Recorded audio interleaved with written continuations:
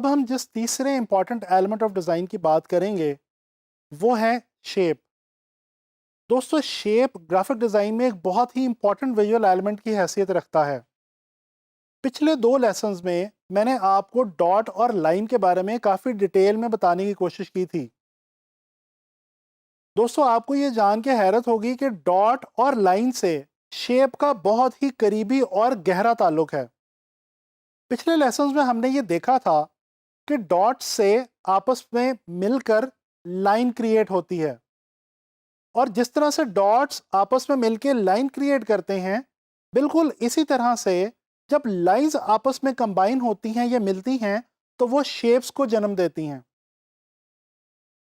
दोस्तों, हमारे इर्द गिर्द, हमारे एटमॉस्फेयर में और हमारी डेली लाइफ में जितनी भी चीज़ें मौजूद हैं, तकरीबन वो तमाम की तमाम चीज़ें किसी ना किसी तरह से या तो बजाते खुद शेप की हैसियत रखती हैं या फिर कुछ शेप्स की मदद से मिल के बनी हैं।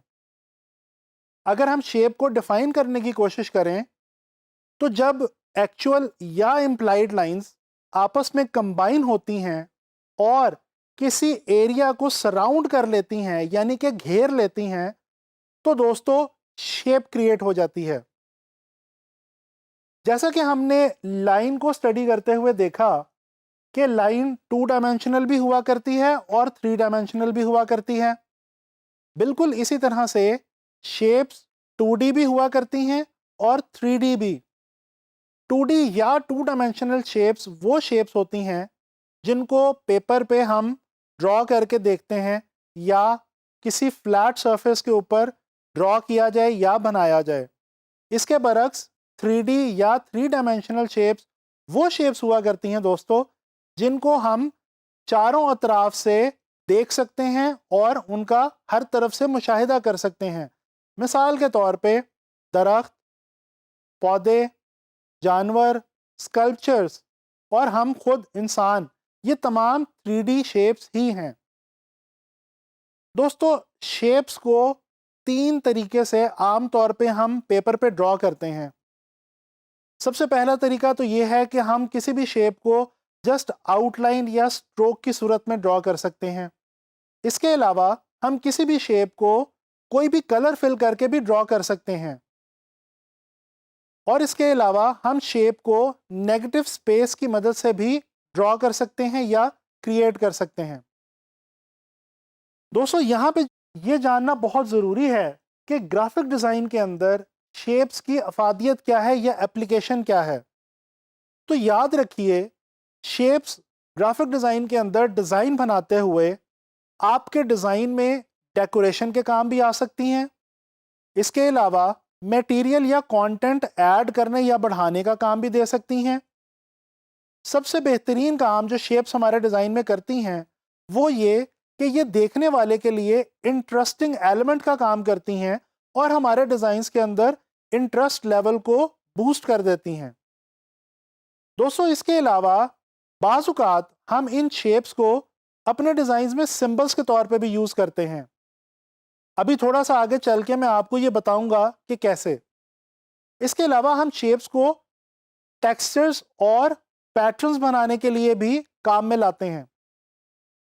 दोस्तों, आम तौर पे 3 किस्म की शेप्स हुआ करती हैं। Number 1 geometric shapes, number 2 organic shapes और नंबर 3 एब्स्ट्रैक्ट शेप्स। तो चलें आए ज़रा जानने की कोशिश करते हैं कि ये ज्योमेट्रिक शेप्स क्या हैं, ऑर्गेनिक शेप्स क्या हैं और एब्स्ट्रैक्ट शेप्स क्या हैं। दोस्तों, सबसे पहले बात करते हैं ज्योमेट्रिक शेप्स की। आपको याद होगा बहुत बचपन में जब आप मैथ्स पढ़ा करते थे तो मैथ्स की किताबों में आपने बहुत सी मुख्तलिफ ज्योमेट्रिक शेप्स का मुशाहिदा किया, जैसे कि circle, triangle, rectangle, square, parallelogram वगैरह। ये वो शेप्स हुआ करती हैं जिनको हम किसी भी 2D सरफेस के ऊपर, जैसे कि पेपर वगैरह पे, कंपास और रूलर की मदद से ड्रॉ कर सकते हैं। इसके अलावा जो दूसरी टाइप है यानी कि ऑर्गेनिक शेप्स, ये वो शेप्स हैं जिनको हम किसी भी सरफेस पे फ्री हैंड तरीके से ड्रॉ कर सकते हैं बगैर किसी रूलर वगैरह की मदद लिए। और ये वो शेप्स हुआ करती हैं जिनका ताल्लुक आम तौर पे हमारे इर्द गिर्द मौजूद नेचर से है। ऑर्गेनिक शेप्स के अंदर पत्ते, फूल, पौधे, दरख्त, इंसान, जानवर, ये तमाम चीज़ें आ जाया करती हैं।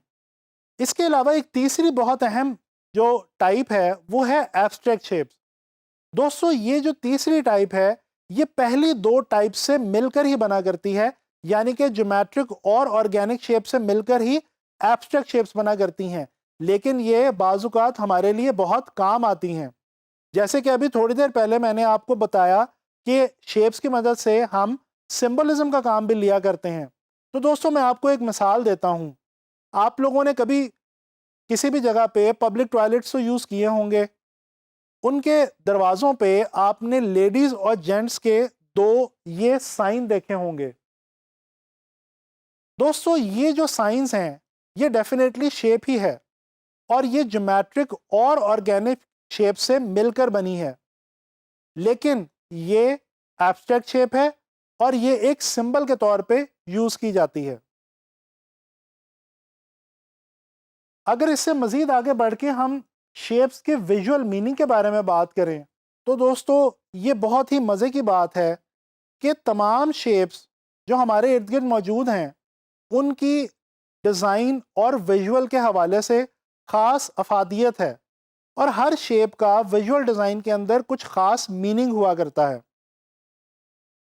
मिसाल के तौर पे हम डिस्कस करते हैं जो चार सबसे बेसिक ज्योमेट्रिक शेप्स हमारे पास हैं, जैसे कि सर्कल, ट्रायंगल, रेक्टेंगल और स्क्वायर।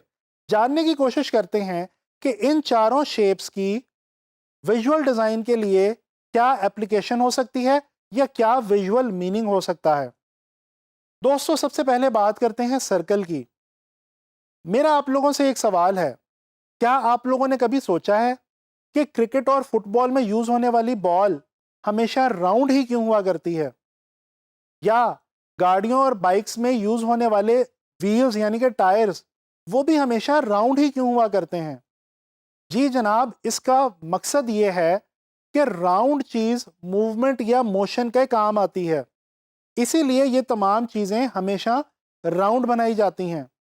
तो इससे हमें ये पता चला कि जब हम कोई भी डिज़ाइन बना रहे होंगे और हमें अगर अपने डिज़ाइन में मूवमेंट या मोशन की फील देनी होगी तो हम सर्कुलर शेप्स का सहारा ले सकते हैं। इसी तरह से बात करते हैं ट्रायंगुलर शेप्स की। दोस्तों, रोड्स के ऊपर आप रोड साइंस देखते हैं। आप देखते हैं कि इन डिफरेंट रोड साइंस में एरो का इस्तेमाल बहुत ज़्यादा किया जाता है। एरो एक शेप ही है जिसके एंड पे ट्रायंगुलर शेप का इस्तेमाल किया जाता है। दोस्तों, अगर आप किसी इवेंट पे जाएं तो आप वहां पे डायरेक्शनल साइंस देखते हैं।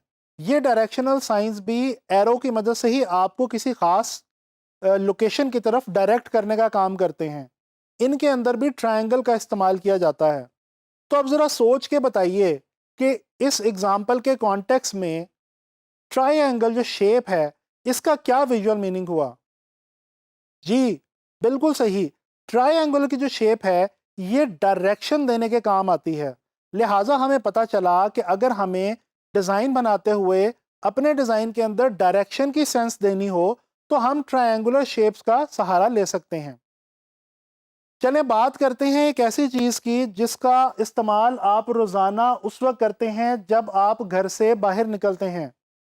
दोस्तों, तकरीबन हम सभी लोग डेली रोड्स के ऊपर ट्रैवल करते हैं। आपको पता है कि रोड्स की विड्थ इतनी नहीं हुआ करती जितनी उनकी लेंथ हुआ करती है। ऐसा क्यों है? दरअसल रोड्स डिस्टेंस को कवर करने के लिए इस्तेमाल होती हैं। अगर आप रोड्स को ऊपर से देखें तो एरियल व्यू में रोड रेक्टेंगल की शक्ल की दिखेगी। तो इसका मतलब ये हुआ कि रोड्स लेंथ या डायरेक्शन की सेंस देती हैं। लिहाजा अगर हमें अपने डिज़ाइन में कहीं भी लेंथ या डायरेक्शन को शो करना हो तो हम रेक्टेंगुलर शेप्स का सहारा ले सकते हैं। दोस्तों, आखिरी ज्योमेट्रिकल सिंपल शेप की बात करते हैं जो कि है स्क्वायर। कभी आप लोगों में से किसी के साथ ऐसा हुआ है कि आपके किसी दोस्त या रिश्तेदार ने घर नया नया शिफ्ट किया हो, आप उसके घर मेहमान जाएं और उसके घर में कार्टन्स पड़े हों। दोस्तों, उन कार्टन्स को दूर से देख के ही आपको ये एहसास होगा कि इनके अंदर कोई चीज़ मौजूद है, कोई वेट मौजूद है। बेशक वो खाली ही क्यों ना हो, लेकिन आपको बज़ाहिर देख के उनके अंदर वेट का एहसास होगा। उसकी वजह यह है कि उनकी जो शेप है वो स्क्वायर है, और स्क्वायर जो शेप है ये हमेशा वेट या स्ट्रेंथ को शो करती है। लिहाजा जब हम डिज़ाइन बना रहे हों और हमें अपने डिज़ाइन के अंदर वेट या स्ट्रेंथ को शो करना हो, तो हम स्क्वायर शेप्स का सहारा ले सकते हैं। दोस्तों, जब हम शेप्स को एक दूसरे से दूर या करीब मूव करके देखते हैं, तो बेसिकली हम डिज़ाइन के ही एक प्रिंसिपल प्रॉक्सिमिटी के ऊपर काम कर रहे होते हैं। आने वाले लेक्चर्स में मैं आपसे प्रॉक्सिमिटी के बारे में काफ़ी डिटेल में बात करूंगा। दोस्तों, ये जो प्रॉक्सिमिटी का अमल है, ये बेसिकली ग्राफिक डिज़ाइन के अंदर मैसेज को कन्वे करना आसान बनाती है।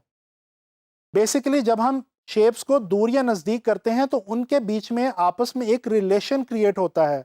यही वो रिलेशन है जिसकी मदद से हम अपने डिज़ाइंस को देखने में अच्छा बना सकते हैं, ईजीली अंडरस्टैंडेबल बना सकते हैं और ऑडियंस को ग्रैब करके रख सकते हैं। दोस्तों, शेप्स के हवाले से एंड में मैं आपसे 2 एग्जांपल शेयर करना चाहूँगा। सबसे पहले तो अगर हम नज़र डालें डिफरेंट ब्रांड्स के लोगोस की तरफ, आपके सामने स्क्रीन पे इस वक्त डिफरेंट ब्रांड्स के लोगोस मौजूद हैं। अगर आप गौर से देखें तो आपको अंदाज़ा होगा कि ये जो तमाम लोगोस हैं ये डिफरेंट किस्म की शेप से आपस में मिल के बने हैं, और अब ये पूरा एक मीनिंग कन्वे कर रहे हैं। बिल्कुल इसी तरह से अगर बात की जाए लेटर्स की, चाहे कोई भी लेटर हो, वो डिफरेंट ज्योमेट्रिक, ऑर्गेनिक या एब्स्ट्रैक्ट शेप से मिलके बनता है और उसका लैंग्वेज के अंदर एक अपना मीनिंग हुआ करता है। बिल्कुल इसी तरह से जब एक से ज़्यादा लेटर्स आपस में कंबाइन होते हैं तो बेसिकली वो भी शेप्स ही आपस में कंबाइन हो रही होती हैं और एक वर्ड हमारे सामने विजुअल फॉर्म में आ जाता है जिसका कि एक नया मीनिंग हो सकता है। दोस्तों, उम्मीद करता हूँ कि आप लोगों को शेप्स के हवाले से ग्राफिक डिज़ाइन में अब कभी भी दिक्कत नहीं होगी और आप कोशिश करेंगे कि अपने इर्द गिर्द अपने माहौल में मौजूद डिफरेंट ऑर्गेनिक, ज्योमेट्रिक और एब्स्ट्रैक्ट शेप्स को ढूंढें और उनके विजुअल मीनिंग को तलाश करने की कोशिश करें। इस तरह से आपको ग्राफिक डिज़ाइन में बहुत ज़्यादा हेल्प होगी।